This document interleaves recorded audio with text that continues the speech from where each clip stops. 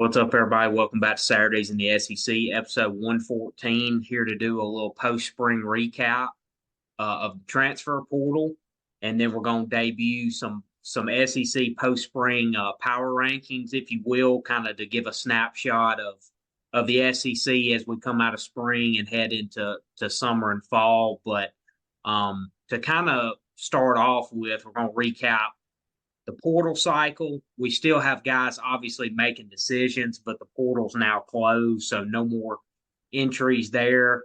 Just guys deciding where they want to, play their next season at. And we've had some decisions made here in the last week or two that we need to recap. And kind of starting off, one of the big ones in the SEC, we recapped on our last episode.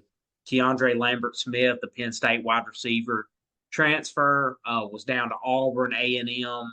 A couple other schools were kind of in the mix. His final two really came down to Auburn and A&M. He decided to go to Auburn, and we kind of talked about that on our last podcast. What his addition would mean to that wide receiver room. And now that it's official, kind of what are your thoughts on that? What do you think he's going to be able to add to that receiver room at Auburn? Obviously, he's bringing in a bunch of experience. He caught a little over 600 passing yards last year in Penn State system.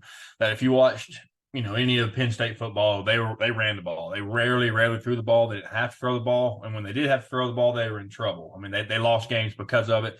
So him having over 600 yards, and he had over 500 yards to the 2021 season. So he has production, and being in a system that's not fit for him, especially as a type player, to go out and catch a bunch of balls. He caught 53 passes last year, but that's not really designed for him. Or they put the ball in his hands, obviously, because he's a playmaker. But their offense is not a pass-first offense. He's coming to a school in Auburn where they're going to get him the football. They're making that a priority to get him the football. They have a bunch of receiver depth now, a bunch of receiver talent, but a lot of it is young. So having a guy that's been there is going to be the legit wide receiver one to help mold the young guys, and they can learn from him. That's going to be huge. That's the most important factor, in my opinion, is just the future of the program.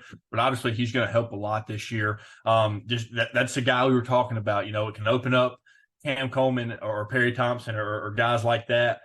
Sam Jackson, that makes them, if they're having a good game and they need to get doubled, well, they can't double them because they got somebody like that on the outside along with Cam Coleman. So everybody's got to be accounted for. You got guys can go make a play one-on-one, and that's what receivers, favorite thing to do is that's what they get recruited for. You know what I'm saying? So I'm excited to see that and see how it can the offense take the next step and what it's going to look like when it does or if it does. And to show that Auburn, can do that. So I think he's going to have a big role.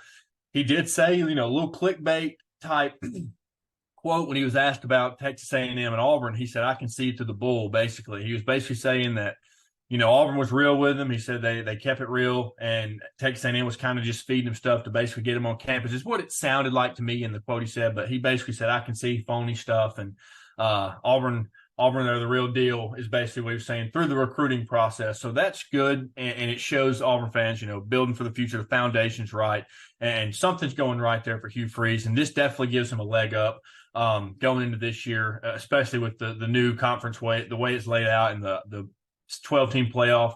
So there's a chance they can get there. Again, I don't think they're going to get there. We've had this discussion, but it definitely helps and is going to improve the offense and how Auburn moves the football. So I'm super thrilled with that. And also on the defensive side, we covered this a few weeks ago too, but really went hard on the defensive line. Got three guys that are going to come in and start.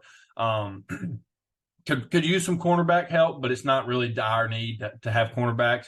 But yeah, the defensive line, that they went after it hard. That was the main thing they were going after, and they really solidified that defensive line. So I think Auburn has set themselves up to be able to compete with anybody they walk on the field with on Saturday this coming fall.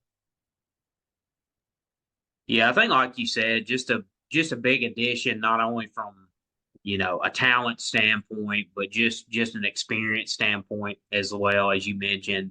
Just adding Peyton Thorne, another weapon there, to kind of help mold some of those younger guys, because, the receiver room obviously is a lot more talented coming in this year, but it's just very inexperienced. And having a guy like that's been through some of the trials and tribulations of being in, college football and playing at a high level university like Penn State and in the Big Ten, just adding a guy like that, it just makes your whole entire room that much better. A guy that they can kind of follow and be a leader for them, and just not only that, just another weapon for Thorne to work with and to add to that room. So definitely a big addition there. And it's always good too, to keep him from another conference team, a team that you have to go against a lot. So, always that's always a little added bonus as well. So definitely a nice addition there. And like you said, really hit the defensive line hard.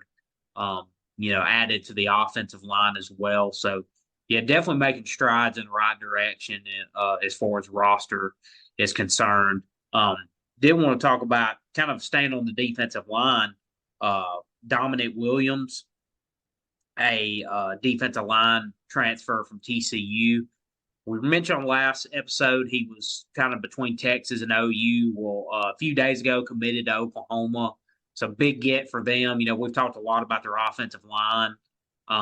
It's kind of a big question mark going into this year, but definitely they were wanting to add some depth up front on the defensive side as well. So definitely a big addition. I mean, how From that much depth does that dude standpoint, yeah. need? They got probably the best defense in the SEC. Honestly, they're going to be stacked on that side of the football this year. Yeah, they're They're really going to be really nasty. strong. Offensive Obviously, side, maybe not, but defensive wise, they're going to be nasty. yeah, Brent Venables. I mean, obviously that's known as one of the better defensive minds in college football. So yeah, they're going to be really good defensively. And I think too, like I said, the offensive line's the main Yeah. concern for them. I mean, obviously with Dylan Gabriel, exiting, kind of turning the reins over to Jackson Arnold. I think that shows the confidence and belief they have in him. So yeah, I mean, I like Oklahoma a lot, but that's definitely if they can get the offensive line kind of squared away a little bit. They've been working on that. Think they got a chance to have a solid first year in the SEC. The schedule is really brutal, like most teams have, but good ad for them. Add Dominic Williams there from TCU. Wanted to talk a little bit about Alabama. Defensive backs been an area that they really have been needing to add. They actually lost a couple players in the spring window. Peyton Woodyard, true freshman, ended up committing to Oregon a day or two ago. So he left from this class, and then Tony Mitchell, redshirt freshman out of Thompson here in Birmingham. He's in the portal now. He's not decided, I don't believe yet, where he's going. But they added a couple transfers in. Cameron Howard, DB from Charlotte, that was a true freshman last year, and I believe was a starter for them. And then they've been crystal balled to land Deshaun Jones, a 2-year starter for Wake Forest. He's not committed yet, but it's trending in that direction that Alabama's probably going to add him here in the coming days. So definitely an area where that's got a ton of talent. It's just a thin room from a number standpoint. They've had so many guys exit. That's been the one area that's really been hit the hardest, not only from just the draft, but your normal attrition of guys transferring out. And then obviously you had Nick Saban's retirement on top of that, an area that he specialized in. So I think when you add all those things together, it's just that's been the one area. That's position wise for Alabama. The DBs took the biggest hit in the portal. Yes, definitely. Yeah, I think when you combine those things, the draft, guys, leaving from the portal, and I think part of that's with Saban. I think Yeah, part of for that sure. is just guys just transferring. Like you get your normal attrition there, anyways, for the most part. But yeah, that's definitely been the area overall since Nick Saban's retirement. That's definitely gotten hit the hardest, and an area they were kind of few on scholarship. Or you have a certain number you want to Mhm. hit for each position. That's a number they've been trying to get up a little bit. So I think they got one obviously, more left. I think they have one more scholarship left to give. They've got 84, I believe. yeah, I think so because they lost 2 DBs and now they're about to add 2. So yeah, he said they had a few spots available. They were expecting to probably lose 1 or 2. So don't think anything really surprising from the spring window, but they've definitely been wanting to add numbers to the DB room. Um, they did lose James Brockermeyer to the portal. He Yeah. actually ended up at TCU, which was a little bit surprising because he had been running with the ones in the spring, and a lot of people were thinking, hey, he may have a legit shot to start at center. But with Parker Brazelford here now from Washington, he didn't really practice in the spring, had some personal stuff going on, but apparently, the staff and James himself obviously didn't think he was going to start. So um, I think that pretty much locks Parker Brazelford into that starting role now. So that was a little bit of a surprise, I'd say, but for the most part, haven't been anything too shocking. And really, the portal as a whole was a lot more quiet than people expected, which is really a good thing for the game. I Yeah. mean, I think a lot of teams were able to kind of pony up and keep some of their guys, on campus and on their rosters, which is, like I said, I think overall better for the game. I don't think you want a bunch of All American type of players swapping teams, after spring practice. I don't think that's No. the best thing for college football. And the SEC having the no in conference, I really do think that had a big, big effect on it, on the amount of people entering at least. Yeah, certainly too. I think that definitely played a role. But I the don't only think, good rule they put into effect since the transfer in NIL has been in play. That's about the only good rule that they've done. yeah, and that's the thing. It wasn't in place in the winter, but it was in Yep. place for the spring, Mm-hmm. so it's kind of a little Which nuance. I like. I understand not doing it in winter because that season had just ended. Why can't they go play next year? It's a whole calendar year. But the the spring after you've got in there and you basically their playbook stuff along those lines, but not being able to just bounce from school to school to school, it keeps, like you said, it's better for the game. But I think that it makes the games mean a little more because they're bought in a little bit more. I feel like the rivalry games aren't as big as they used to be nowadays because people aren't going to school there because they love Auburn and they hate Alabama, or they really really love Kentucky and hate Louisville and things along those lines. They're going where they get the most money. So I think that them putting a halt on it, going conference to conference, is going to make the product better for sure in the long run. Yeah, I agree. And like you said too, I think that did limit things a little bit this cycle as well. So it definitely didn't end up being, I think, as much as people thought it would, which like I said, ended up being better for the game. I think overall, like I said, you don't want a ton of movement this time of year. Like coaches need to be able to know like who's going to be on the roster and really be able to, because spring's such an important time to build that chemistry and kind of get a head start on your following year. And Yeah, if that's ground zero. if you don't even know who's going to be on your team, and if you're still not sure in May who's going to be on your roster for fall, I mean, that's just a disaster for coaches and for college football as a whole. So I'm glad it ended up not being quite what Yeah. experts and quite what people were expecting, because I really thought it would be pretty hectic as well. But, like I said, good thing it didn't end up being quite as much so. Um, and then I did want to mention another transfer, a defensive back, Isaiah Hamilton from Houston, committed to Ole Miss. He was actually supposed to visit Alabama.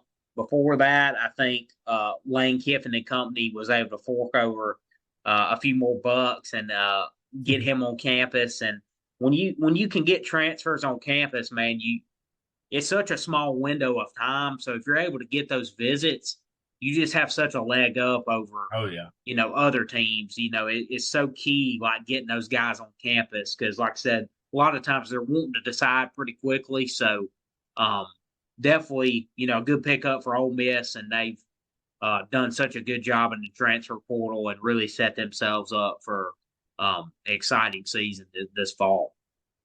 Yeah, absolutely. Well, now that we kind of wrapped up some of the portal talk, and we'll continue this, in following episodes, because there's still decisions to be made, still guys out there, they have as much time as they want to decide, but there's no more entries at this point. It closed the other day. So Now just waiting on everyone to kind of make their decision of where they're going to land. But since spring is officially in the books, we kind of want to do a recap or a little snapshot, I guess you could say, of the SEC post spring, kind of as we see it right now. So we're going to do a power ranking or rating, however you'd like to kind of describe it, of the entire SEC 1 through 16 post spring, kind of where we see things stand as of right now. Thought it'd be a good talking point for us, and we'd love to hear, in the comments, kind of what your guys' thoughts are. Kind of, if you want to put your rankings in the comments, we love to discuss it, and love to see what other people think as well. So feel free to do that or reach out to us. We'd love to hear what y'all have to say about it, kind of how y'all see things shaking up right now post spring. But kind of starting, Corbin, we're going to kind of work our way from the bottom. So kind of 16 on up through 1. So who you got kind of bringing up the caboose right now in the SEC? I don't think it's a shock to anybody. I think everybody who has even watched one play of SEC football would have this team at number 16, and that's the Vanderbilt Commodores. And, I mean, there's not really a whole lot of explanation that needs to go into this. They're an academic powerhouse in an athletic powerhouse conference.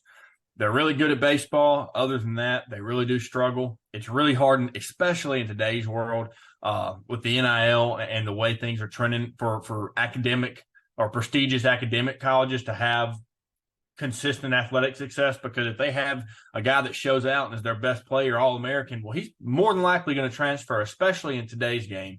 So them getting talent and finding, the diamond in the rough isn't really that hard to do, or that not, it's not that rare, I should say. But those guys aren't, them staying for 4 years or 3 years at Vandy is very, even more rare in my opinion. If they got a guy that's going to ball out, they're more than likely going to leave. I mean, you look at Ray Davis; he went to Kentucky, and Kentucky is not an upper echelon SEC team, but it's a better opportunity for him to showcase his talents than Vandy is. I know it's the same conference, but he's going to win more games. He's going to play in bigger games, quote unquote, because the records, are going to be a lot better, and they have more riding on them, more implications on these games. So being in a school like Vanderbilt, no matter who you are, I don't care if you're Nick Saban, Bear Bryant, Kirby Smart, it's going to be tough to have success, and especially to sustain success on the roster side and in the on the field product. So I no hate towards Vandy. It is what it is.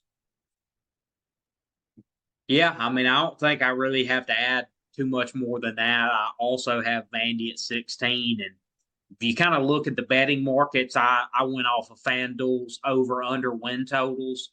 So as I did my power, actually I did this after I did my power rankings. I ranked them 16 through 1, and then I went back and looked at the over/under win totals at FanDuel just to see kind of how I was able to shake it up based on what the betting markets were. Then I was fairly close, but it makes sense why Vandy's at number 16 in our power rankings, because you look, their over/under is 2.5. Well, the next lowest in the SEC is 4.5. So, I mean, that's 2 games under the next lowest. So, I mean, they're pretty clearly the bottom team in the league, and kind of for a lot of the reasons you just mentioned. And not only that, it's such a, like you said, it's a athletic powerhouse, especially in football. So, yeah, I mean, there's not much more that needs to be said on that. But, yeah, I got Vandy at 16. Who you got at 15? Bulldogs. Mississippi State, not Georgia. Mississippi State. I got Mississippi State as well. I mean, they're shaking up the coaching staff. High power offense guy that's in there. Levy's in there now. He's shined at all the places he's been. It's another thing, kind of like Vandy, not in the sense of you can't keep their talent there, and the academic powerhouse, not so much, but the fact that there's not really a whole lot of talent that chooses to go to Starkville. If these guys are high caliber football players and they're going to the state of Mississippi, they're probably going to go to Ole Miss, or they're going to go somewhere else in the SEC. It's not a knock on Mississippi State. It's just the way that it is, especially in today's world, like I said, with Vandy and the NIL. It's hard for them to compete with the big powerhouse programs, because they really only dominate in baseball, and that's where their championships come from. and championships in baseball are not revenue, not making enough revenue the same way that college football does. It's not even in the same atmosphere. So it's harder for them to compete, especially in the recruiting space. And that's, that's where everything starts. So especially after losing Arnett, Mike Leach passed away, and then Arnett takes over, doesn't even last a full season. So it's kind of, I don't know that I would say it's a crap show down there in Starkville, but it's definitely not one that I think is going to be beneficial and successful this year. Yeah, I agree with the point you made. I mean, you look at obviously Mike Leach passing away suddenly, right before the bowl game, and not really, with being in that circumstance, you couldn't really launch a full scale search, so to speak. I mean, it was really very difficult at that time. So I feel like now is kind of really the post Leach era, kind of a reset of the program. They were actually able to do a full scale coaching search like you normally would. And I do like the Jeff Lebby hire, like you said. I just, for this year, I think they're at the bottom tier of the conference. And like they're going to look different. The offense is going to look different. It's going to be, they're going to attempt to have fireworks. They're going to take shots, and they're going to be an exciting offense to watch. I just don't know if they have the guys to execute it the way that it needs to be done at a high level. I really don't. Yeah, I agree. I mean, especially when you look at the rest of this conference. But, yeah, they actually have the second lowest win total at 4.5 in the conference. So, like I said, going to be a tough year for Lebby and company. But I do like the hire, and I think he can get them moving in the right direction. But the current state of the program right now, it's going to be tough going in 2024. Yeah, 15 and 16, I think, pretty self-explanatory. Everybody's got the same ones there. Either way, you can have Vandy at 15, Mississippi State at 16. Doesn't really matter. But everybody's probably got the two same at 15 and 16. Now 14 on up through 1 is maybe different. We're probably going to have some different answers here and there because I shocked myself on some things that I say shocked myself. I didn't think when I was going into, looking through this and making my decisions, I didn't think that the order I have was going to be the order that I ended up with. I really didn't think that it was going to be that way. So I'm excited to see where you land and where you think of my decisions of where I have teams. But who do you have at 14? Well, 14, I got the Arkansas Razorbacks. Okay. They're at over under 5.5 wins this year. Obviously, breaking in a new quarterback, KJ Jefferson is off the UCF. Obviously brought in Bobby Petrino, from Texas A&M, the old Arkansas head coach. Kind of a funny dynamic there. Obviously, their defense needs to get a lot better. It's been, pretty rough the last 2 seasons. I think they've only won 4 combined conference games the last 2 years. After really things looked like they were headed in the right direction. Well, they took the world by storm 2 years ago or 3 years ago. Yeah, so I've got them at 14. I just think it's a really tough schedule, honestly. And I just think it's not really and a lot of these picks it's not necessarily a knock on that team. It's just what they're going up against more so than maybe them themselves. I got Arkansas at 14. I think it's going to be tough sledding to get to a bowl game for them. Like I said, that over-under's right at 5.5. And like I said, with their schedule, they usually have one of the harder schedules in the SEC typically. A little bit different now that divisions are gone. But, yeah, I just think it's tough sledding with what they have and what they're going against. See, here we differ here. Not by much, but I have South Carolina at 14.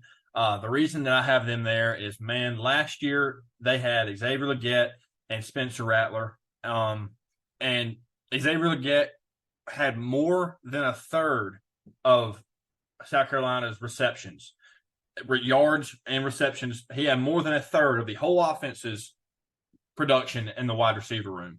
And then Spencer Rattler was running for his life every single play. And he was a veteran quarterback, and he made plays that not many quarterbacks are going to make, especially if they haven't had the experience that he has. They have Lenore Sellers coming in, and he has done really well under the circumstances that he's been in. When he's played, he really has done well.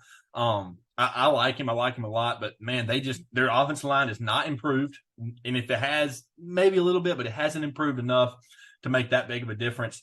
I think Lenore Sellers is going to be seeing, ghost out there or whatever they say, with the offensive line that he's going to have protecting him. And the biggest part of their wide receiver production is gone now. It's going to be hard to replace. Now, SEC players, they can ball.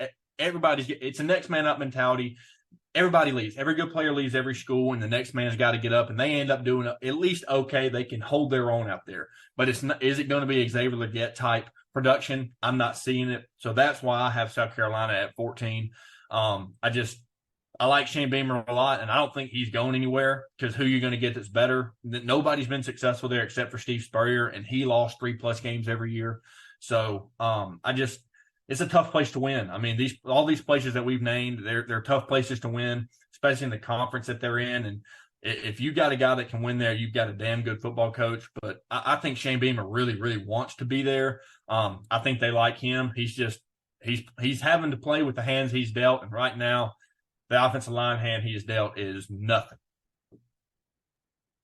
Yeah, it's actually funny too because Lenore Sellers, he actually named him the start QB coming out of spring ball. I was seeing that report here a couple hours ago. Mm-hmm. That which was expected. I mean, that's kind of what people thought. Going forward, it would be Lenore Sellers. So, yeah, I'm interested to see them and sports goggles. Yeah, exactly. And it's funny you mentioned them because that's who I got at number 13, South Carolina. Yeah, I have Arkansas at 13. Yeah, so kind of flip flop there, but yeah, for a lot of the same reasons you mentioned. I mean, the offensive line, I do think they've certainly tried to upgrade it, and we'll find out this fall if they had. I mean, they've added some additions via the portal, hopefully to help that out a little bit. Like I said, I just don't know how much better that's going to be. And as you mentioned too, with Xavier Legette being such a critical piece of that offense, like trying to replace him. Juice Wells also bounced out of there, and he's going to be catching passes from Jackson Dart now. So it's like, that's two tough weapons to be able to replace. And, I think they'll have some good options there, but that's going to be a tough, thing to replace. Two tough guys to replace there. So yeah, I've got them kind of in my bottom tier. I think it's tough sledding. They're also over under at 5.5 as well. So I think they're going to be right on that borderline of making a bowl game. But like I said, it's not even an indictment of them necessarily. It's just when you look at the top 10 or 11 in this league, man, it's just so tough. But yeah, I got South Carolina at 13. Yeah, and I have Arkansas at 13 just because I like Taylor Green. I think he can come in and he can have a big impact in this league. I think I'm going with him because I think Taylor Green's a better quarterback, especially right now, than Lenore Sellers is. Got way more experience. So, quarterback means the world in college football or in any stage of football, but definitely in college football. So that's why I give them the leg up. But, just echoing what you said, started out, world on fire. And then in the last 2 years, they've won 4 combined conference games. Sam Pittman's losing, the fan base is losing patience with Sam Pittman. This is a make or break year. His seat's the hottest of anybody in the SEC, in my opinion. So if he rolls out another 2 wins this year, 3 wins this year in the conference, he's gone. He'll be an offensive analyst at Georgia again, or he'll go somewhere, but he's not going to have the reins anymore. So this is a make or break year for Sam Pittman. I think he's going to press his guys really hard, not in a bad way, but I think his guys are going to fight for him. I think we may be surprised with what we see with Arkansas, but again, it's beating a dead horse. It comes down to the roster, and Arkansas is just not there with everybody else. They're at the bottom tier of the conference when it comes to roster and depth, and they lost their quarterback. But again, I like Taylor Green, so I think Arkansas gets into that 13 spot, but not by much. We're right there with each other, flip flopping them two. It's same as flip flopping the other two. It's their same boat. Yeah, I'm not gonna lie to you. Like, I was pretty quick doing my bottom 3 and my top 4. Mm-hmm. Like, I was pretty solid on those. Like, for the most part, I kind of knew even before I really started looking in about kind of what I wanted to do with those. But it was that middle, 8 or 9 that was so difficult. I mean, it was like some of these were just splitting hairs, it felt like. Um, but I'm really interested from here on up. So we've done 13 through 16. Who you got at 12? At 12, I have Florida. Um, I think I like Napier. We've talked about Napier. I think he's going to have them ready to go. A lot of people are, they're writing them off, which 12 is no great place to be. But a lot of people are writing them off, and they think that they're not going to.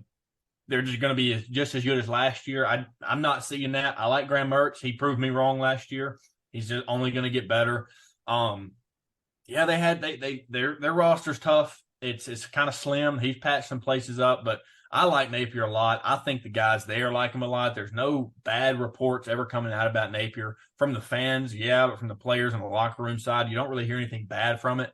I think guys really like playing for him. He's been successful everywhere he's been. This is another make or break year. I think his seat's hot. I don't think it's as hot as Sam Pittman's. I really don't.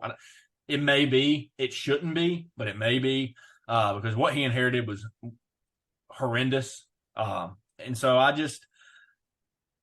think that they're going to compete well defensively. I think they're going to take another step, but I don't think it's going to be enough to catapult them anywhere in the middle range. But I think Florida's going to come in around 12. Yeah, I got Florida at 12 also, and the reason I have them over some of these other teams, number one, I think they're just better roster-wise than some of the ones below them, but Graham Mertz is a reason for that. I think their quarterback plays better than the teams below them also. I was really impressed. I think he definitely exceeded most people's expectations last year and really had a really good season for Florida. So if they can get that kind of quarterback play again, that's certainly going to bode well for them. And I have been digging a lot on Florida. Listen to actually Josh Pate was talking about from Late Kick. Went down there, did a sit down interview with Billy Napier, and he talked about Billy Napier gave as much access to him as Josh Pate's ever had at a football program. He's like, man, they took into the war room. Like, he's like, I saw their recruiting board. Like, that's having a lot of trust in somebody. And he was like, the feeling on the inside of that Florida building is not what it feels like on the outside. Right. He's like, honestly, you go in there, and if you didn't know any better, if you didn't know what their on-field results have been the last 2 years, he's like, it feels very similar to Georgia and Alabama and some of these top-tier teams inside that building, like the way things are running. And, Billy Napier's alluded to this in several interviews. He's like, these first 2 years, it feels like we've been on a construction site. Mm-hmm. We were having to rebuild everything. Kind of from the ground up, so to speak. And I don't think people realize, or kind of what he was alluding to, wasn't really a shot at Mullen, but it was like, I don't think people really realize like how much work had to be done. Yeah. So he's like, this year it feels like it's officially our program. Like we're not building it anymore. Like from here on out, it's kind of, our program, so to speak. And he alluded to the fact too, like, hey, the past 2 years wasn't good enough. Like, we got to be better. But I think now he feels like everything's kind of in place like it needs to be from an infrastructure perspective. So, yeah, I like him a lot too. I mean, like I said, he's won everywhere he's been assistant at high-level programs, did a great job at Louisiana. And getting to look at his buyout too. His buyout, if he makes it through the season and they fire him, it's still $25 million. So, man, that's nothing to sneeze at. And they're talking about too, the athletic director Scott Strickland. If Napier's fired, he may be fired too. So he's kind of on a lot, in some hot water himself potentially. I've kind of heard that thrown around. That's crazy. Because his last two he's hired Mullen and Napier. If they both don't work out, then you don't get too many missing football hires. So we'll see there. But yeah, I really hope he gets the chance to continue there. But like I said, with the schedule, I do think it's going to be very tough. That's a lot of the reason I have them at 12, just because I don't think the roster's as good as some of the teams above them or a lot of the teams above them. And their schedule is just really brutal as well. So their over-under is 5.5. I think that's probably pretty close to accurate as it currently stands. but they've made some good moves in the spring portal. They added Jason Sandello, I believe, from USC. He's a true freshman. They got him to flip over. They're recruiting a pretty highly rated receiver from Arizona State right now, potentially that I think could come in and do well for them. So they're kind of, still making some moves there to improve that roster, but I got them at 12. All right, who do you have at 11? 'Cause I think this is where we're going to start getting some different answers. Yeah, I've got Kentucky at Okay. 11. Got Kentucky at 11. Um, I really like them offensively, to be honest with you. I think they got some really good pieces. We talked a lot about Brock Vandergrift transferring up there. Um, I think that's an offensive style that's going to fit him well. And then the two receivers on the outside been very high the last couple of years on Dane Key, Barian Brown. Really like that duo a lot. I think that's one of the probably the better duos in the SEC that nobody talks about enough, in my opinion. So I like them a lot. They definitely have to get better defensively this year. That's something they've got to, they've always kind of been known for their defense or at least having a solid defense. I mean, that's what Mark Stoops kind of hangs his hat on. But their secondary was kind of rough last year. They were, I think, 110th or 120th in pass defense or pass efficiency. So that's definitely an area that they're going to have to kind of flip back in their favor. But I do like their pieces offensively, though.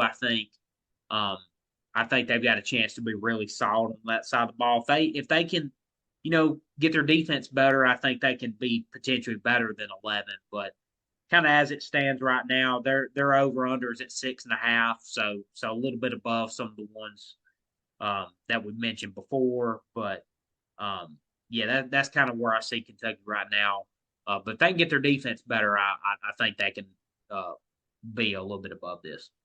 Yeah, I like that pick. I got A&M at 11. Mike Elko coming in, this is a tough place to win, clearly. I mean, not many people have won here, and when they win, they don't sustain success there. So it's a tough place to win.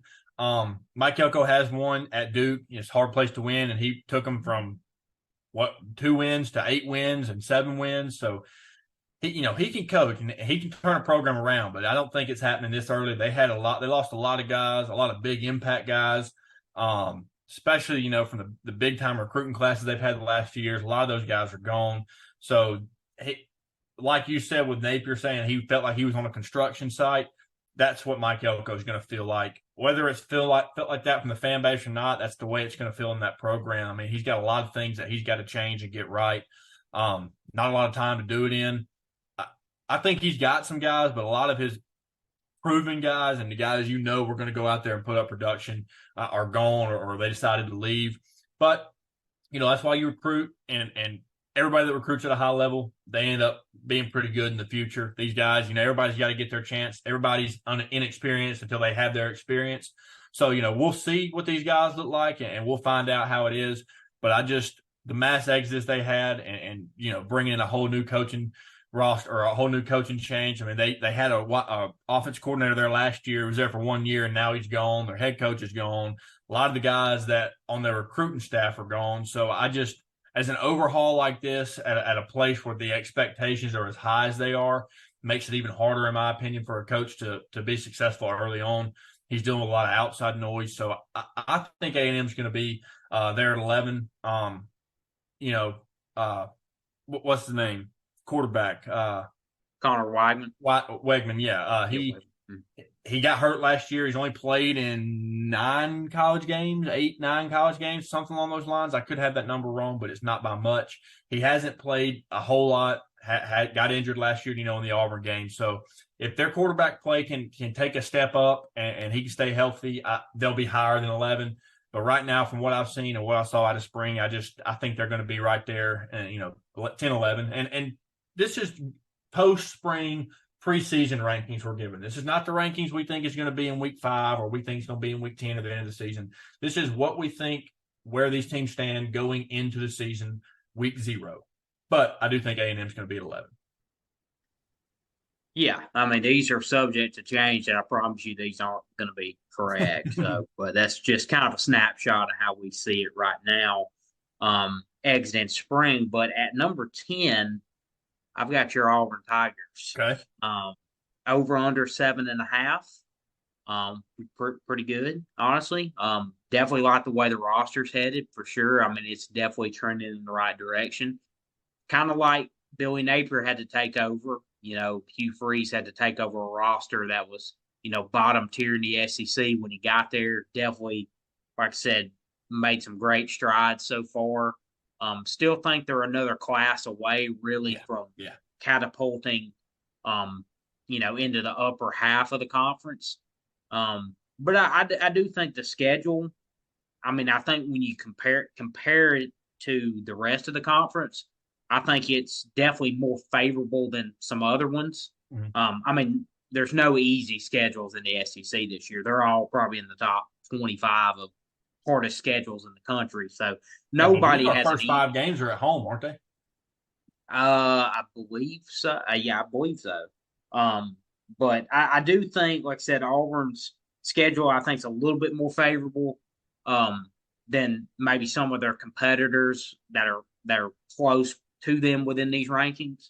So I do think that'll help a little bit. I do think there's a path, to 7, 8 wins for sure. Like I said, if Peyton Thorne can really, take a step forward and kind of be that 2021 version of himself, and I think there's some pieces around there for that to be able to happen, and him to be able to take those steps. So yeah, I've got Auburn at 10. I don't think the roster maybe is quite good enough as some of the teams ahead of them.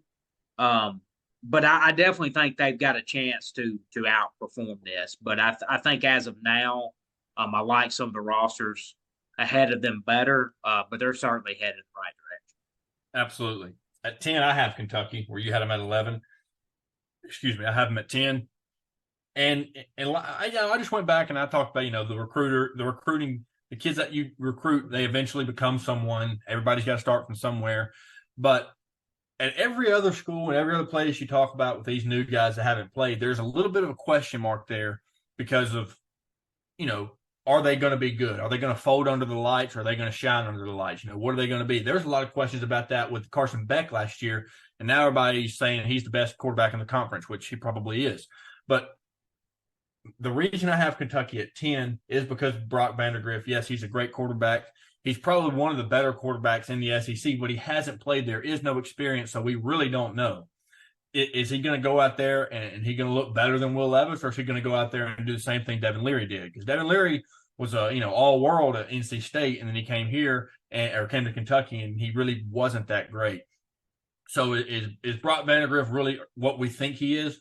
I do think he is that good. Kirby really doesn't miss on talent if you haven't been able to tell. Even the guys that leave his program end up going, 1 or 2 in the draft. Look at Justin Fields, things along those lines. But Brock Vandagriff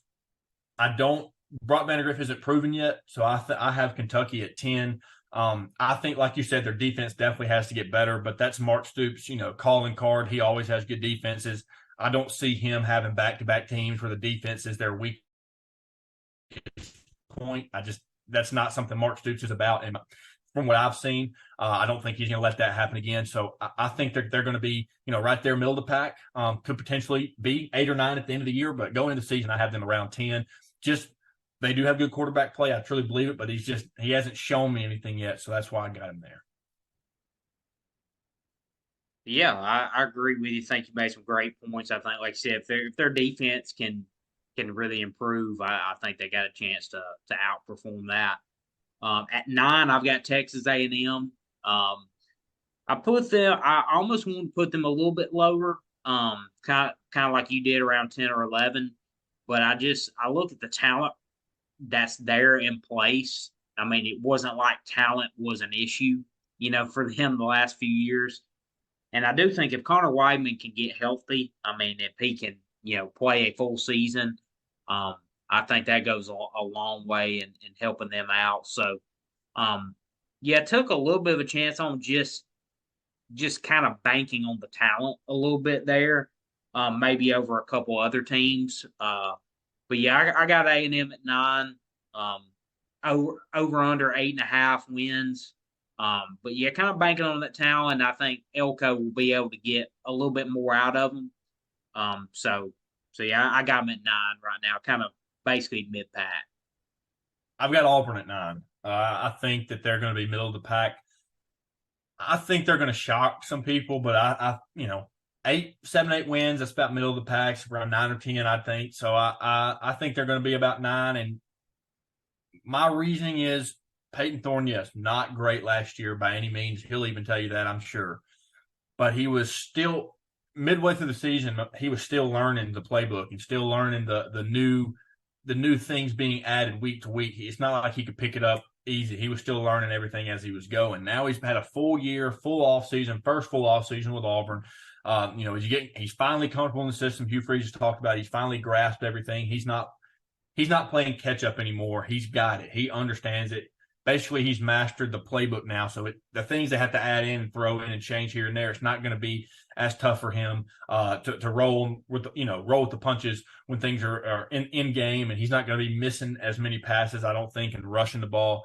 He's going to have better protection, and he's got a lot better guys to throw it to. I do think last year a lot of it was on him, but man, a lot of the guys that he was throwing to were not great. Didn't have a whole lot of talent and guys he could really trust. There was a lot of drop balls last year that could have extended drives and potentially changed the outcome of some games.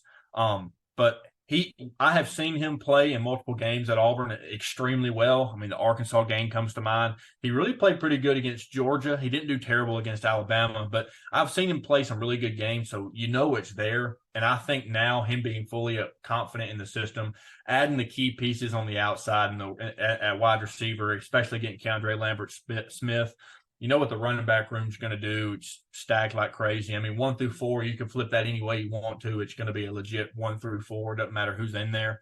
And the offensive line 100% has gotten better. I don't think it's where it needs to be a top 5 team, nowhere near it. Again, I think they're going to win about 7 or 8 games, but I think that they could win some games they're not supposed to, but they're Auburn, and they're probably going to lose a game they're supposed to win. So it's going to balance itself out. But I do think that they're going to be better than a lot of people are giving them credit for going into the season. But I think that, like I spoke on a couple weeks ago, I think they're going to be right around that 7, 8 win mark, potentially get to 9 now that the roster's been patched up where we needed it to be. But I'm thinking more now 8 wins is probably what Auburn's going to have. But I got them at 9. Again, I'm a realist, and didn't get my hopes up last year. It was about right. And I'm a realist again this year. I'm excited to see where it is, and I have more of a fan feeling this year because I know it's going to be more competitive. The product on the field is going to be better, but I also see it through a realist lens, and I understand that there's going to be some games that they're just not going to be able to compete with the guys for 4 quarters just because Auburn ain't got that talent. I understand it's there, but I've seen the guys that they do have they're going to rely on play at a high level. So I expect them to continue to do that this year and for 12 games. And I don't think that there's going to be another egg laid like there was against New Mexico State as long as Hugh Freeze is there. I really don't. Again, horrible game. I think they were looking forward to the Iron Bowl. You can see in how they played the next week in the Iron Bowl. But I don't think that will happen again while he's there. I really don't. Yeah, I'm really curious to see, how it shakes out. Like I said, I definitely think there's a path there for them to surprise people a little bit for sure. Kind of looking at the top half of the league now, 8 through 1. Dead in the middle of the pack at number 8, I've got the Oklahoma Sooners making their inaugural season in the SEC. Like we said earlier, like a lot of the pieces they've got. Brutal schedule, though. I mean, welcome to the SEC, yeah. Oklahoma. Y'all got a brutal schedule. Yeah. But I do like a lot of pieces they have. Talked a lot about Jackson Arnold. Really excited to see him. Like I said, when you let a quarterback like Dillon Gabriel basically walk out the door, that kind of tells me what you got in Jackson Arnold, what you believe you have. And it reminds me of when Spencer Rattler was transferred out and Caleb Williams took over. I mean, I know he took over pretty much in a game in the season, but it's kind of like that. You saw Spencer Rattler was the next big thing, and he's transferring out for this young guy. This young guy got to be the truth. That's how I feel about Jackson Arnold. I'm not saying he's going to be Caleb Williams, but this is the scenario it reminds me of in recent years anyway. Yeah, I mean, early returns too. I mean, I definitely think he's going to have a really great season, great Yeah. career. I mean, he was highly talented, obviously 5-star guy coming out of high school. So they obviously have a lot of belief in him. And as you said earlier too, that defense is going to be really, really good. That's going to be, something that's going to keep them in ball games. Like I said, I think if the offensive line can just be average, serviceable, whatever adjective you want to use there, if just be decent. I think if they are that, I think they'll have a chance to make a little bit of noise. Because I mean, this is you go back and look at recruiting rankings. I mean, this is a top 10 roster. I mean, this is it's Oh a really yeah. good team, really good roster of players, and I've got them at number 8. That shows you how deep the SEC is. I mean, it's crazy.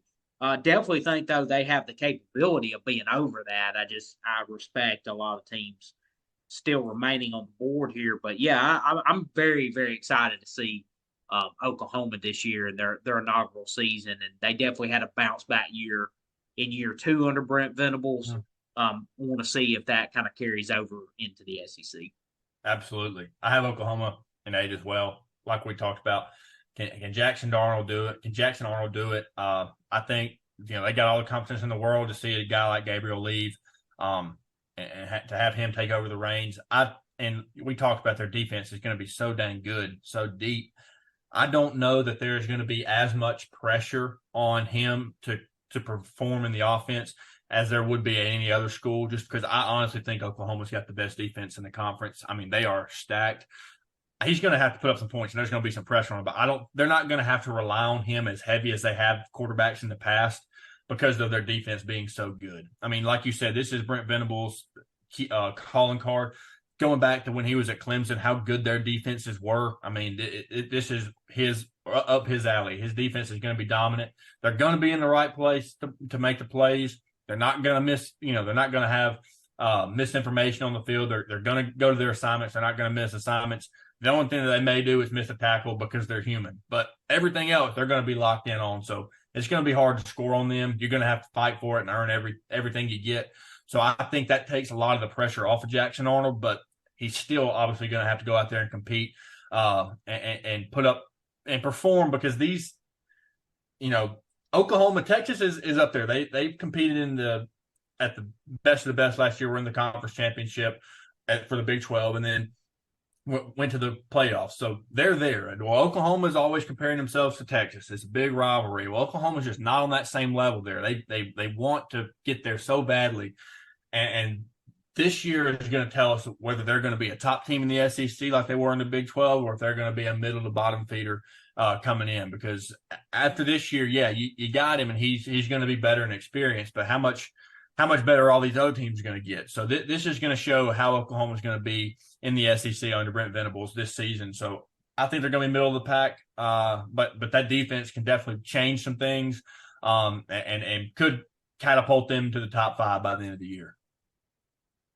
Well, my next team at number 7 is led by another young phenom at quarterback, and I just got to say it's Nico time on Rocky Top because I got the Tennessee Volunteers at number 7.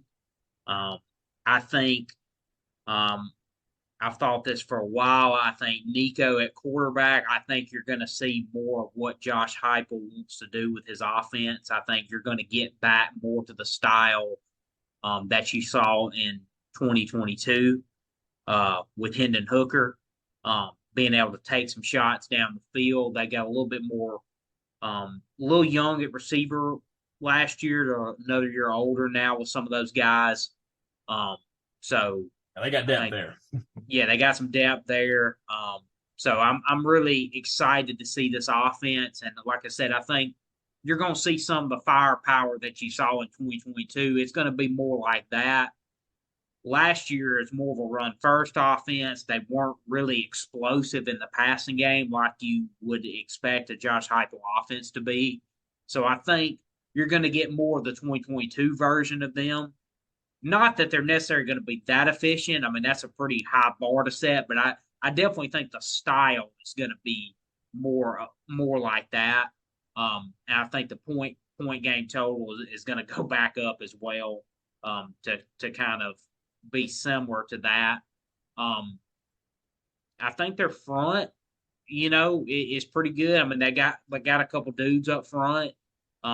Their secondary, like I said, it's kind of been one of their biggest, question marks or issues over the last year or two. They can improve that a little bit. But yeah, I think they're going to be right there in the mix, though. Certainly, like I said, it's going to be more of Josh Heupel football this year offensively. If their defense continues to take strides forward, I think they're going to be right there, in the mix in the top, half of the SEC. Yeah, we're way off on Tennessee. I got Tennessee a little higher than that. I've got Missouri at 7. I do think, yeah, obviously, great year last year. I love Drinkwitz, but I'm basing all this off of just the recent years of college football, what I know and have learned through my years of watching college football. You see teams like this, they're in good conferences, but they're usually middle of the pack, lower tier teams. I mean, you take Arkansas, Kentucky, Missouri, South Carolina, teams like that. Can they have huge success in this league? Absolutely. We've seen it time and time and time again. But what we don't see is the continued success. We don't continue to see those 9, 10-win seasons stacked on top of one another from programs like that. It's much harder to do at places like that. Now, again, with transfer portal NIL, it's different. But it's going to be extremely hard because now Eli Drinkwitz is not being compared to, we got to get 7, 8 wins. Well, we got 10 wins last year. We better get 10 wins again this year. So now there's more expectation there. It's a lot harder. Whether coaches say they listen to the outside noise or not, it's impossible to not hear. I mean, that's they're on campus every day. They're around the football program every day. There are stories going around all the time. Whether they say they're not listening or they are listening, they 100% are. Whatever they say, they're lying because they hear it, whether they say they do or not. So it just adds more pressure. I think teams are going to have figured them out, quote unquote. And I don't think that they got the dudes just to go out there and bulldog people for 4 quarters. I think a lot of their reasons they won last year, Cody Schrader obviously dominated in the backfield, but schematically, they were able to have some good matchups against some teams. They weren't really out there bullying guys for 4 quarters. So I don't think that they can sustain that and be a top 5 team this year, but I do think they're going to be good. I just don't think it's going to be a 10-win season because we've talked about Arkansas took the world by storm and now they've fallen off the table. Kentucky a couple of years ago had 10 wins. Now they've fallen off the table. Places like that, South Carolina, they made it to the championship game a couple of times, but they just can't get back to it and stay there. I don't know why, but it is much harder to win at those places consistently than it is at places like, Alabama, Georgia, Texas, Ole Miss. Well, I guess Ole Miss is not a great thing. They're at the top of my list right now, or LSU, places like that. It's a lot harder to have sustained success, and I don't know why that is, but that's the reason I have Mizzou out of the top 5 and it's at 7 this year going into the season. Yeah, and I got Mizzou at 6, and I was kind of looking at it because, like you said, I was kind of thinking the same thing. I was like, it seemed like a classic, like take a step back year, for a team like that. And I got looking, got to looking at their schedule. Just the SEC schedule's ranked. They were actually ranked by multiple sites as having the easiest schedule in the SEC this year. And I was kind of reading some of their stats. So you open their first 5 games are all at home. Those teams were a combined 13 and 34 last year. They opened with, 4 straight home games, excuse me. Those teams were 13 and 34. It's Murray State, Buffalo, Boston College, and Vanderbilt. So that's your first 4. So there were only 5 SEC teams last year who didn't make a bowl game. Missouri's playing 4 of them this year. So that's another thing. Their third hardest game actually is at A&M. That's so you're looking after that first 4. You're at A&M. You got UMass, Auburn at home, at Alabama, Oklahoma at home, South Carolina or at South Carolina, at Mississippi State, and Arkansas. So Oklahoma was their toughest game. Yeah, and at Alabama. That's their 2. Oh, I didn't hear that. That's their toughest game. You got at Alabama, Oklahoma, and A&M. That's really and then some teams that are kind of comparable to them. You're playing, Auburn at home. Oklahoma, you do get at home. Um, at South Carolina, at Mississippi State, which are kind of bottom tier, comparatively speaking. So I do think the schedule sets up really nicely for them to be able to stand that. All that being said, I have them at 6. I don't have them in the top 4 or anything, but I do think I was thinking right along the lines of you. I was like, man, this seems like a classic step back spot here. I do think that schedule is going to play in their hands, though, and certainly kind of keep them up there. I don't know if they get to 10 again, but I wouldn't be totally shocked. But yeah, with all that being said, I got them at 6. I do think returning Brady Cook, you got Luther Burden back. Offensively, they should be very good. Definitely losing Blake Baker, their defense coordinator, to LSU certainly hurts. And then I believe they returned 5 starters, so they got a few holes to replace on defense. But I think the schedule is favorable enough for them to kind of remain up there in the top, 5 or 6 within the league. I got them at 6. I got LSU at 6. I like Brian Kelly. Their defense has got to have some work, but I think that they're going to be all right on defense. You can recruit to LSU. They've recruited pretty well. Plug some holes they needed. We all know how I feel about Nussmeier. I think he's going to be really good in the conference. I'm not comparing him to Joe Burrow, but I think his play style is a lot like Joe Burrow.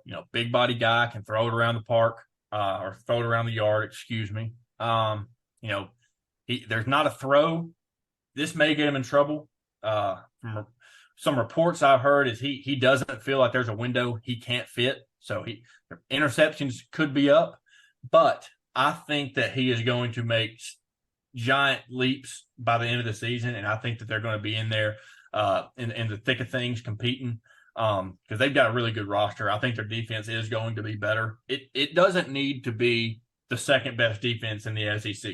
It just needs to be, top 50 in college football, and they'll be much better off this year than they were last year. And I think they're going to be better on the defensive side of the ball. I don't think their offense is going to skip too much of a beat. Yeah, losing the Heisman Trophy winner is tough, but their offense is not going to look the same because Jaden Daniels and Nussmeier are not the same player. So their offense is not going to be the exact same as it was last year. So I think that they're set up well to succeed because of the quarterback play that they have. I think Nussmeier is going to take the world by storm. If you ain't been listening to me, you're going to know here in a few months that the kid can play. I'm excited to watch him. And I think LSU is going to be really good this year, but I got him at 6. Yeah. As I said, I got Missouri 6. I got LSU at 5. For a lot of the points you mentioned, if they can take a big step defensive or a decent step defensively, I think they'll be able to do that. I just worry about the personnel for them really being able to take the step to necessarily compete for like the SEC championship. I mean, I do think they're in the conversation, obviously. I got them at 5, but I don't think their defense, I don't think they're going to be able to overhaul it enough to necessarily compete with, my top 2 or 3. Yeah. I agree with that. I mean, honestly, like as far as them winning the league, but yeah, I definitely think they're going to be in the conversation. Their offense is going to be great, very high on Nussmeier. Their offensive line's pretty much intact, so they've been good up front. So obviously having to replace Malik Neighbors, Brian Thomas, some really great talents there, but LSU just doesn't seem to have much of a problem replacing skill players. They've recruited very well, so I think the offense is going to be good. Definitely think the defense is going to be improved. I don't think it's going to be enough to probably compete for the league title. But I got them squarely in the upper half of the league at number 5. Yeah, number 5. This is where I shocked myself. Ole Miss is who I have at number 5, which is Ole Miss is fine. Yes, they have a fairly easy schedule, but this is going off of what we saw in the spring. I'm not hating or anything. We didn't see anything in the spring. We saw tug of war battles and then flipping tires and eating hot dogs and whatever else. So I didn't get to see all their new players and how they're going to look. Now, I think they're going to be fine. I think they're going to be really good. But a majority of these guys that are starting and expected to be big impact players have never played together.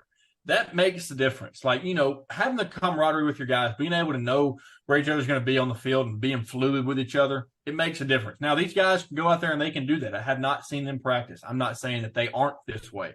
This is some of the reason why I have them at 5 and not in the top 3 or 4 like a lot of people are going to have them in these types of rankings. I do like Jackson Dart. I think that they're going to be good. They're not good enough to win the league. I think they're going to make the playoffs, but I don't think they're good enough to win the league at all.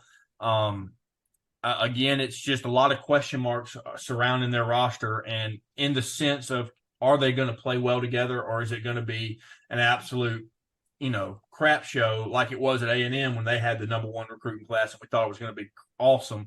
They didn't really play all that well together. Is that what's going to happen here, or are these guys going to go out there and do what they're expected to do? These are some questions I don't know because I didn't get to see them play football in the spring. So that's why I have them at 5 and not the top 4 where a lot of people are probably going to have them. Yeah. One of those people being me, because I got them at number 4. But like you said, I mean, that's definitely, question mark, certainly. I mean, when you add that many guys and so portal heavy, how's the camaraderie going to be? I think offensively they're going to be explosive, about as good as anybody in the country. I can't wait to watch this offense. I'm very, very high on Jackson Dart, and you just look at the weapons he's got around him, Watkins and Trey Harris and Juice Wells now. I mean, they're just loaded offensively in that scheme. I think I think they're going to be about as good as anybody offensively. If Pete Golden can keep all those parts together, I mean, he's got some talent at his disposal. So, they've added a lot on their defensive front, in the secondary. So, I mean, the talent's definitely there. Like I said, it's definitely playoffs or bust for sure. Oh yeah. I think their schedule for the most part is pretty manageable, I think. So, I mean, compared to maybe some of the others in the conference. So, yeah, I got them at 4. Like I said, I don't think they're going to win the league. I mean, I think they're. I mean, obviously, if you're in the top 4 or 5, you're in the conversation certainly. But I don't think they're going to be quite there. But I got them solidly. In the top 4 or 5. I got them at number 4. At 4, I have Tennessee. I didn't think I was going to have them this high either, but watching them play in the spring and reading reports, hearing things Heupel saying, I'm expecting to see the offense from 2 years ago when Hendon Hooker was there. Nico and him have a little more of a similar skill set. I think we're going to see the offense opened up a lot more than it was last year. They're obviously going to incorporate Nico a lot in the running game. It's going to be a different offense than when Joe Milton was leading it. It's going to be a lot more like when Hendon Hooker was leading it. And did Jameis Winston start as a true freshman? No, he did not. No, he didn't. No. Who was he behind? Was it E.J. Manuel, I believe, who it was? Yes, I believe. Was he even close to better than him? Absolutely not. But Jameis wasn't ready to start. Tua in college ended up being better than Jalen, but he didn't start because he wasn't ready to start at that point. So Nico sitting and getting that experience and learning the playbook, and then he goes out and he wins bowl game MVP. I mean, he looked really, really good last year in the bowl game. But, we've seen players have really good games one game and then have a really bad career. I mean, DJ Uiagalelei, I say bad career, just not what they expected. Jeremy Johnson, DJ Uiagalelei. Freaking Kenny Hill. Yeah, Kenny Hill. I mean, people can set the world on fire, and it was a bowl game, so it's different. But he has got Kenny Thrill, baby. My God. The Thrill, Kenny Thrill, A&M, then that TCU or whatever. Lord, he was transfer king before transfer portal with the transfer portal. But I think Nico's sitting for a year under a guy like Joe Milton and being able to learn the offense and see how things are supposed to go and really ingrain himself in the culture and becoming a leader and understanding what that is and what that means. I think that's going to benefit him big time. And I think that Tennessee is going to be back to what they were 2 years ago. And that's the reason that I have them at 4. I think they're either 4 or 5. I think them and Ole Miss are really, really, really similar and going to be, around the same. towards the end of the season. But I'm excited to see Nico. And again, him sitting for a year is only going to help him. I mean, Carson Beck's another one. He sat for more than a year, but nobody was knowing what he was going to do. And then he's gotten in there. He learned how to, what it takes to become a quarterback, and he learned the system and learned how to be a leader. And now he's the number one quarterback in the SEC by a lot of people's standards. So I think that Nico is set up for a stellar year, a breakout year. I mean, Lord, that's all that anybody's talked about since he stepped foot on campus. It's like when Peyton Manning went there, everybody was just talking about Peyton Manning. Nobody cared about the actual starter. So that's what it seems like to me. But I think Nico is going to do really good. I think that offense is going to fit him extremely well. I'm excited to see what Josh Heupel does with him. We know what he can do when he's got some talent on the offensive side of the ball. Like you alluded to last year, some younger wide receivers. This year, he's got a lot of receivers. 5 or 6 of them have played 3 or more years of college football. So he's got some older guys, some veterans around him. The offensive line is going to be pretty good. We know they can run the football. We saw him do it last year. I don't think anything of that nature is going to change. But I do think Nico is going to elevate their game back to where they need to be to compete at a high level. And I think that they're going to be in the running to compete to win the league, but I don't think they're going to win the league. I think that third Saturday in October is 100% their biggest game this year. They can win that. There's a chance they win the league, but I don't think they're going to win the league. Yeah, I like Tennessee a lot, though. I'm super. They're one of the teams I'm really, fascinated to watch this year. So, kind of getting to our top 3 now. We obviously, I don't know if we have them in the same order, but we definitely have this. We got the same 3. I know that, which I think to me at this moment is a pretty clear consensus top 3. I mean, I think pretty much everybody's got the same top 3 at this juncture right now. But I got Alabama at number 3. I think obviously a lot of attrition with Nick Saban retiring, Kalen DeBoer coming in. Do think they were able to retain, a lot of core pieces, certainly. I think offensively, think they're going to be very explosive. I mean, I like a lot of pieces on the offense. Love the running back room. I can't wait to watch Justice Haynes, Jam Miller, and all those guys. Richard Young, I mean, is a literal bowling ball going down the football field. I mean, that dude runs like somebody set his pads on fire. I mean, he's so fun to watch. So the running back room is great. Receivers. I think at the top, I think depth is a little bit of I don't want to say concern, but a little bit of a question mark, I guess. I think at the top 4 or 5 options, really good. I mean, you're excited to see Ryan Williams come in the summer and fall. I mean, you got Jeremy Bernard, who had a great spring, the Washington transfer. And then you got, Kobe Prentice, Kendrick Law, some of those returning guys from a year ago that I think are going to be really, really, really, really strong. They lost Jalen Hale, a true freshman from last year, to a leg injury. So he may not play this year. I think it was pretty bad leg injury. So I think he was the guy that was going to early in the spring, wasn't it? Yeah, it was. It was fairly early in spring practice. Second week before the A-Day. So, so I think he was going to factor in. But look, I like the offensive pieces, the offensive line. I think 4 of the 5 spots are pretty much locked in with Caden Proctor coming back now. You got Tyler Booker, one of the best O-linemen in the country. Parker Brazelford's going to start at center with Brockermeyer gone now. And then Jaden Roberts. I thought the offensive line got much better when Jaden Roberts got inserted last year. So really right tackle would be the only really kind of up for grabs in my opinion. I mean, everybody's always competing, but I think that's going to shake out. Defensively, I think, the secondary obviously is the biggest question mark on the entire team. A lot of talent there. It's just very, very young. Like I said, as I alluded to earlier, just got hit really hard. Just with draft, portal, you name it. Front 7, though, I think is going to be good. So I think they're going to be right there in the mix for the conference title. At this juncture, I wouldn't put them ahead of Georgia or Texas. I just think those teams have less question marks at the moment. Obviously, with Kirby Smart, they're established. Alabama obviously has a new head coach coming in, so that puts you at a little bit of a disadvantage. Texas also, is up there near the top with Steve Sarkisian and the talent they have at their disposal right now. So I wouldn't put them ahead of those two at the moment. But I got Alabama pretty squarely at 3, and I definitely think they're going to be a factor in the mix for the conference title. Yeah, I've got Bama at 3 as well. I mean, it made me almost sick, me talking well about them a few weeks ago and how highly I think of Kalen DeBoer. I really wish they'd get a coach in there that I really didn't like.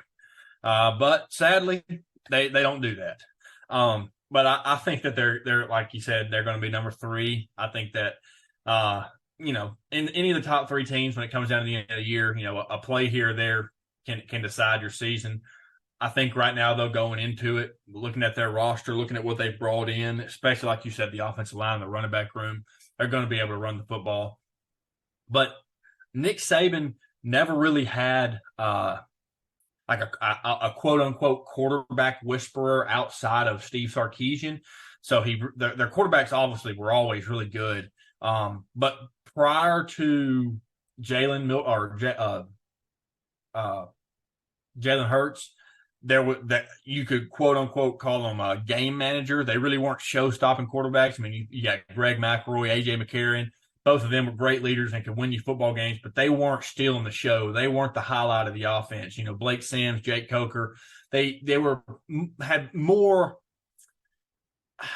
opportunities, I guess, in the passing game than AJ McCarron and Greg McElroy did, just because the game was changing at that time. But they still weren't the showstoppers like Jalen and Tua and Bryce Young and Mac Jones and all that. They weren't the centerpiece of the offense. But now they've got a guy that can be that. Obviously, Jalen Milroe, we've seen what he can do, but they've got a coach that is what people would say is another quarterback whisperer because of what he's been able to do with all his quarterbacks at every place and every stop he's been at.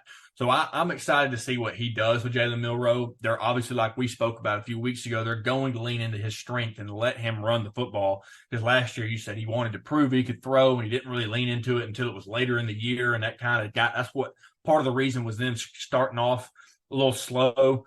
Was them he really wasn't leaning into his strengths. He was trying to be a passer and he was forcing things and wasn't just letting it come to him. So I think obviously him having that full year under his belt now, being confident that he's the starting quarterback, but having a guy like DeBoer who's been known and shown that his quarterbacks are going to shock the world and they're going to put up PlayStation type numbers. So I think that Bama's going to be just fine.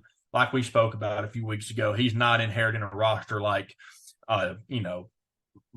Napier was or like Beamer was or Hugh Freeze. I mean, he got handed a silver platter and all he's got to do is take it to the table without dropping all the stuff that's on top of it. So I think that they're going to be just fine. Like we spoke about, he's a great coach. He's quarterback whisperer. So I think Bama is going to be perfectly fine. I think they may lose 2 games, but that's a big maybe. Yeah, I agree totally. They're going to be right there in the mix for the conference title. Like I said, I think it's going to be a little bit of adjustment early, but I think towards the end of the season, I think they're going to, kind of come into their own a little bit and be playing their best football down the stretch. That's kind of my expectation here several months out. I don't think it's a team people are going to want to see, late in the season if things go like we think. At number 2, I've got Steve Sarkisian's Texas Longhorns. Obviously, fresh off the college football playoff appearance, until he ran into the aforementioned Kalen DeBoer in New Orleans. But yeah, Sark has got an absolutely loaded roster. We talked about the resources they got at their disposal. With the investments in the program are probably reaching an all-time high if I had to guess, especially in this day and age. They've got one of the best quarterbacks in the country in Quinn Ewers. My personal favorite quarterback. Yeah, one of the better quarterback talents behind him, and Arch Manning, who I think's got a bright future ahead. They got weapons. Uh, Isaiah Bond's there now. Amari Knoblack's there now. I mean, they got weapons all over the place. They did a great in the portal. Both Yeah, you winter lose and Xavier Worthy, but you get Isaiah Bond. It's like, did you really lose anything? yeah.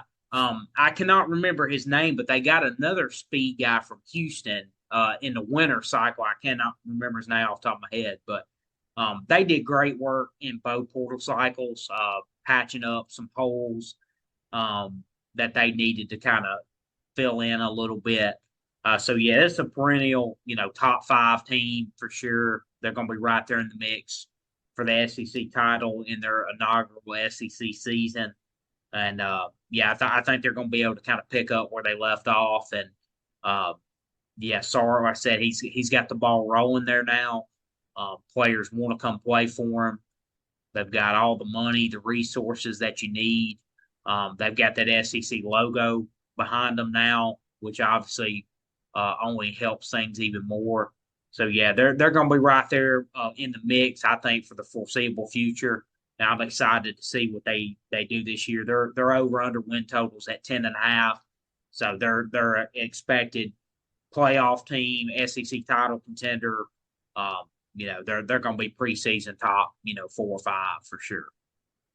I also have Texas at number 2. A couple weeks ago, I said, hot take, I think they're going to win the league. I still think they're going to win the league. But going into the season, I have them at number 2. There's a few question marks on the defensive side of the football for them. Defensive line, they lost some guys there. Some guys transferred out and some to the draft. And then cornerback, they're a little slim there. Again, like we've spoke about plenty of times, the way they have recruited it, they're going to be just fine. It's like a Georgia or Alabama. It's just plug and play at this point with the way he's got that program built now. So there's some question marks because we don't know what they can do, kind of like Vandergriff. We don't know what he can do, but I have no doubt that they're going to go out there and perform. Maybe not at the exact same high caliber level as the guys before them, but they're going to compete at a level that's going to win them football games. I'm for sure of. So I'm not really worried about Texas A&M. Really like Quinn Ewers. Hopefully he can stay healthy for a full season, not get banged up at all. I really love watching him play. I think he's the best quarterback in college football. The people on the next team, or some people from around college football, think the guy leading the next team that we're going to talk about is the best quarterback, and he's definitely up there. It's a 1-2, 1A, 1B, honestly, but I really, really, really like Quinn Ewers. Him leading the team to the playoff last year, it's playoffs or bust for them for sure. I think that they're going to have no problem getting there. Schedule's not too terribly tough, but I do think that they're going to win the league. But going into the season, I think they're going to be number 2, or I have them at number 2, just based off of, like you said, their roster. They got hellacious depth. They've plugged some guys, especially on the wide receiver spots they needed that they lost to the draft. So I think they're going to be just fine. They got one of the best quarterbacks leading them. He did it last year. Nothing's going to be too new for him or too big. The stage isn't too big for him. He's performed well anytime he's played a big-time game. So I expect the same things for him, and I think they're going to take the SEC by storm year 1. Yeah, and number 1, I got them dogs, baby. The Georgia Bulldogs. So close to a three-peat last year. I mean, one game away from being in the playoffs. And by the way, they were a top 4 team. Yeah. I mean, obviously. So that's a conversation for another time. But they're obviously, they have some holes just like everybody else does that they have filled or need to fill, or some question marks, if you will. But they got one of the best quarterbacks in the country returning in Carson Beck. They added Trevor Etienne from Florida. I think one of the better running backs in the conference, in the country. They added Colby Young from Miami, a receiver. They added another Lab McConkey type at receiver, and I can't remember his name. He's going to take over the wide receiver spot for them. So yeah, they're from Vandy, and I cannot remember his name. But anyways, yeah, Georgia's going to be super good offensively. I mean, they always have one of the better offensive lines. They're going to be balanced. They're going to be able to run the football. Thought Mike Bobo did a great job last year, similar to Todd Monken did, was just so balanced. I mean, it's such a efficient offense and such a hard offense to stop because they do both so well. It just makes it extremely difficult to defend. They're losing Brock Bowers, but they're still really, really good at tight end. Probably the deepest room in the country still at tight end, even after losing Brock Bowers, which is crazy. Defensively, I mean, obviously, we know Georgia's going to have an elite defense. They've recruited as well as anybody in the country, right in the top one or two year in, year out. So, yeah, Kirby's going to have the Dogs compete for a national title again, compete for the SEC title. I've got them in my number one spot post spring, kind of until anybody else can jump up there.